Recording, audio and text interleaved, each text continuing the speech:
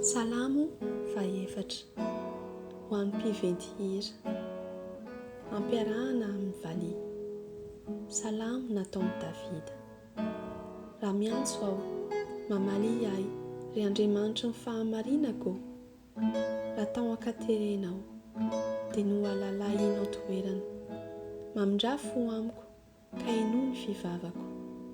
Ry lehibe, mandra-pahoviana no ataonareo henatra ny voninahitro, ary ho tia zava-poana sy hamoronan-dainga ianareo.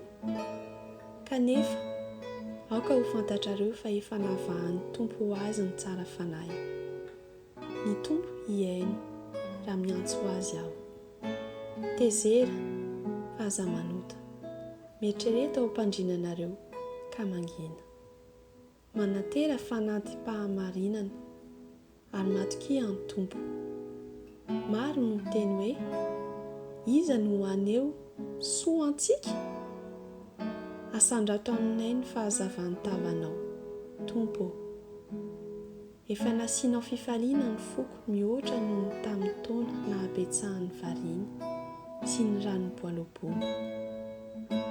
Andra amin'ny fiadananao, ka dia atoro miaraka amin'izay, satria ianao, Tompo, no mampitoetra ahy mitokana irery tsy manana